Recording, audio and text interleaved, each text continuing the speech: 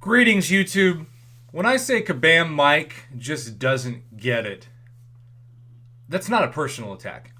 That's not me trying to confront him. I actually met Kabam Mike a few years back at New York City Comic Con. And, I don't know about you, but when you see somebody who's just a forum poster for so many years, you kind of forget, and maybe you don't even believe. I didn't know if I believed that they're a human being. And he was a nice guy. Kind of socially awkward. Almost reminded me of a hippie. But he was nice. And I could tell he wanted what was best for the game in his heart. Obviously, he wants what's best for the game because it's his job, right? He makes an income out of it. If he doesn't work for Kabam, he'll have to get another job. But, I don't think he tries to troll the community. I do think sometimes when he's fed up, he can be extremely passive aggressive in posts. Reminds me of some of the stuff you'd see some guys X write on Twitter. But I do think his heart, for the most part, is in the right place. And so when I say he doesn't get it, I'm not trying to attack him personally. I'm trying to keep things civil, but I'm also going to lay out the reasons why I think he doesn't get it. Well, I think Kabam in general doesn't get it. And this comes from somebody who hasn't for years been uncollected. But I've talked to so many uncollected players. And they're the ones, as I've talked about on my channel this week, that are being completely screwed over and forgotten. And this is another video for another time. And so I'm just going to touch on it in this video. But what is this all really about? It's for free-to-play players and middle-tier players to not get units as easily, so they're forced to spend more cash on July 4th. I'm convinced of that. I'm convinced that's what this is. This is rewarding the spenders like myself, who have put thousands of dollars into the game to make arenas a little bit, I don't want to say even easier, but more executable. But to everybody else who hasn't been playing as long or spent as much money, to make it just a little bit harder to hoard units for major holidays like July 4th, which is going to be here, in less than 2 months. So let's start this video, and it's probably going to be a little bit longer than usual, but that's because I want to cover as much as I can in it. Hello, everybody. Thank you for all your feedback on the new setup for arenas. We've gotten a lot of feedback, especially surrounding the number of fights required to hit all of the milestones. When I read that first sentence, we're going to stop right there, I said he doesn't get it. Because that's not the feedback I've been hearing. It's not about the number of fights. It's about the kind of champions that need to do those fights. The number of fights isn't really that much if you've got 100 plus 6 stars like I do. Once you hit a win streak of 5 and you do the normal infinite streak pattern that had been around for a while from the featured 5-star arena. When I say the infinite streak pattern, my pattern continues to be my best rank 3 and rank 2 6 stars. From rounds 5 to 10, my 565 5 stars from rounds 10 to 15, and then my 565s, all my rank 1 and even the rest of the rank 2 6 stars, and then 5 stars to about 6,000 PI or so, though I'm trying not to flirt with that too much, that are rank 3 and above. But the people I'm hearing from, the uncollected players especially, and by the way, this also includes new Cavalier players and some experienced Cavalier players that don't have a huge roster, but they have the skills needed to become Cavalier, they're just screwed. Because where did they get the majority of their units from in the old arenas? The 4-star basic arena, the 4-star featured arena, the 3-star featured arena for sure, and the 2-star arena.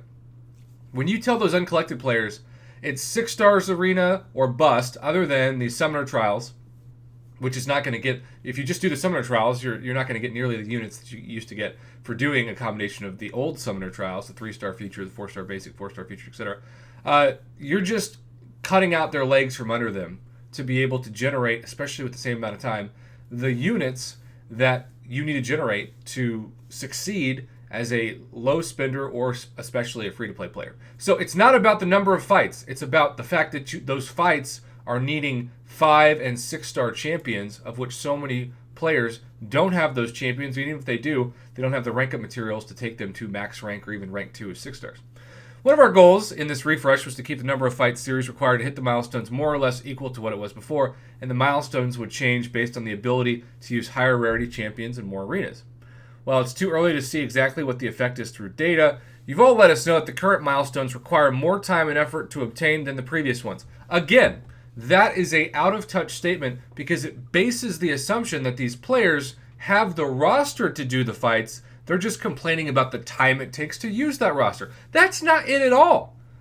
Most of these players don't have anywhere close to the roster to compete in these arenas or the rank up materials needed to take up the champions they do have, and it would cost them thousands of dollars to do so, and they simply don't have it. And if they have it, they don't want to spend it. And of course, Kabam's like, well then, good luck with that. There are many reasons behind this, including higher point values. Not really higher point values. I'm not seeing crazy higher point values now in these new 6-star arenas that were in the 5-star featured arena where you could use your 6 stars and 5 stars before. Multiple arenas allowing the use of 4, 5, and 6-star champions. Again, if you have mostly 4-star champions, Kabam Mike, listen up. These summoners, these uncollected, these Cavalier summoners, aren't going to be able to keep their infinite streak with rank 4 and rank 5 4 stars. They're going to get squashed real fast. They're going to be fighting against rank 5 6 stars with no mastery points that the Thanos team likes to now employ, especially in those death matches. So they'll get to like 9 or 10, and then they'll lose their infinite streak. That is far different than just talking about milestone thresholds. It literally doesn't understand the situation. While we don't have a plan in place for how we want to address these concerns, because apparently they're not interested in the most basic plan, which is just to bring back the 3-star featured arena and maybe the 4-star basic arena. And I'm not saying for everybody. Maybe it's uncollected and below. If you want to make the 6-star arenas, which should always have been for just Cavalier and Thronebreakers, Cavalier for Thronebreakers, that makes sense. But they don't want to do it because they want the summoners to be able to jump into the pool to be higher, because the smaller the pool size, maybe the better chance players will have to get those champions by grinding and not spending cash. And they are a for-profit company. After all, when I say that, I'm not trying to be critical. It is what it is. While we don't have a plan in place for how we want to address these concerns, I want to assure you that we are exploring a number of options to address your concerns and are committed to reducing the grind once again. Now, okay, again, reducing the grind for the people who have the roster or for the people who don't, because that's not a point that you're touching on, and there's a big difference in that point. We're going to do our best, but it's important to note that in some cases, things may still require a little more effort. Okay, this is the part that honestly, frankly, pisses me off the most. A little more effort is completely out of touch, because he's saying it's a little bit more effort for some summoners than before because everybody is at a different place in their progression. No. You're describing this like everybody is kind of close together and they're sort of neck and neck, and there's a few people who are a little bit more ahead in the race than the others. That's not the reality. If you're my account, regardless of skill, you're like way out here and the uncollected is way back here off screen. Years behind. Thousands of dollars worth of crystals behind. They're never going to catch up, and they shouldn't expect to catch up versus how old their account is, but they're still going to need a long time to develop the kind of roster it needs to complete all these milestones. We're talking about 33 million points between the two 6-star featured arenas. 16,500,000 points between the two of them. And if you're using mostly 4 stars, I can't say this enough. Infinite streak, not possible.